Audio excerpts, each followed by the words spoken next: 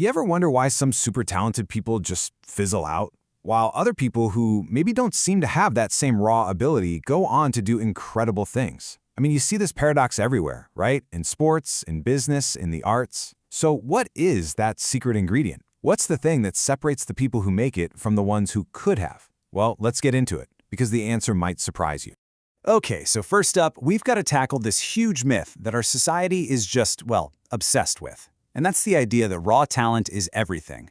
You know, we tend to think success is all about having a crazy high IQ or some kind of natural-born gift. But what if I told you we've been praising the wrong thing this whole time? Which, leads to the big question, right? If talent is supposed to be this master key to success, why do so many gifted people fail to unlock their potential? Well, it's pretty simple, actually. We've been trying to open the wrong door. So let's look at West Point, for example. I mean, this is one of the most elite, most demanding places on Earth. And researchers there were completely baffled. They saw these cadets who were, perfect on paper. We're talking top SAT scores, incredible athletes, born leaders, and yet they were the ones dropping out during this brutal training they call Beast Barracks. The stuff that should have predicted success just wasn't working.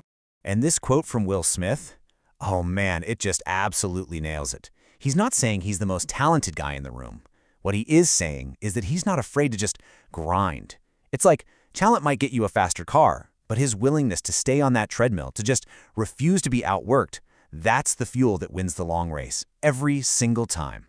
So that brings us right to the answer. This whole secret ingredient thing, it's not a mystery. It actually has a name. And a psychologist named Angela Duckworth totally cracked the code, breaking it down into a really simple but powerful equation. And that name is grit. But listen, this isn't just a fancy word for working hard. It's way more specific.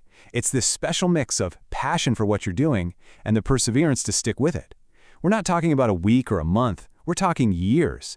It's all about having that long-term stamina day in and day out.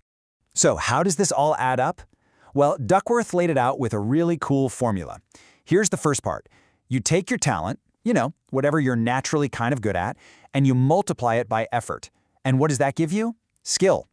So think of it this way. Talent is just your potential. Effort is what actually turns that potential into something you can use.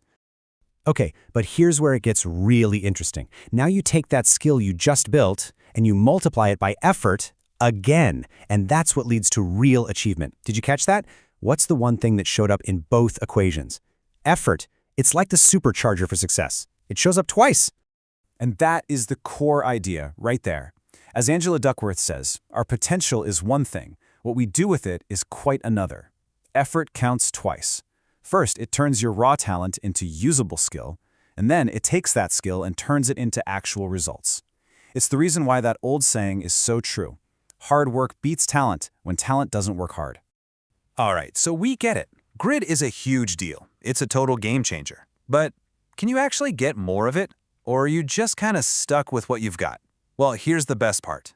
Grit isn't a fixed trait you're born with. Nope, it's a muscle, and that means you can build it. So what's the workout plan? Well, Duckworth found that the grittiest people out there all have 4 things in common, 4 key psychological assets. You can think of them like the 4 pillars of grit. It all starts with interest, then comes practice, then purpose, and finally, hope. Okay, let's start with number 1, interest. Passion isn't some lightning bolt from the sky. It actually starts out as just a simple, genuine curiosity about something. It's a spark that you have to choose to fan into a flame. A perfect example is Charles Darwin. People didn't think he was a genius when he was young, but he had this obsessive, lasting fascination with the natural world, and that's what kept him going, kept him asking questions when everyone else had stopped. Next, we've got practice. And this is crucial. We're not talking about just mindlessly putting in the hours. We're talking about deliberate practice. So what's the difference? Well, it's like the difference between just casually shooting some hoops versus spending an hour focused only on your free throw form. You have to zero in on your weaknesses, you have to actually want critical feedback, and you're always repeating, reflecting, and refining. It's about the quality of the work, not just the quantity. Third on our list is purpose. This is the big one. It's the belief that what you're doing actually matters to other people, that it's bigger than just you. That's what fuels you when things get tough. There's that great old parable about the 3 bricklayers, right? Someone asks them what they're doing. The first guy says, I'm laying bricks. The second says, I'm building a wall. But the third one, the one with purpose, says, I'm building the house of God. See the difference? That's purpose. And that brings us to the final piece of the puzzle, hope. Now, this isn't just, wishful thinking. It's something very specific that the psychologist Carol Dweck calls a growth mindset. And the difference is huge. Think about how you react to failure. A fixed mindset says, well, I failed, I'm a loser, this is just who I am. But a growth mindset, it says, okay, that was a setback. What can I learn here so I can fix it for next time? It's that core belief that you're not stuck, that you can always improve. And that right there is the foundation of all perseverance. Okay, so all this theory is great, but how do we actually put it into practice? Like right now. Let's make this super tangible with one simple rule you can start using today to build that grit muscle.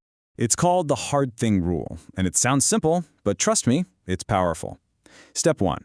Pick one hard thing, something that requires daily, deliberate practice. Maybe it's learning an instrument, or a language, or training for a race. Step 2. You have to stick with it. No quitting just because you have a bad day. You commit to seeing it through for a set period, like a semester or a whole year.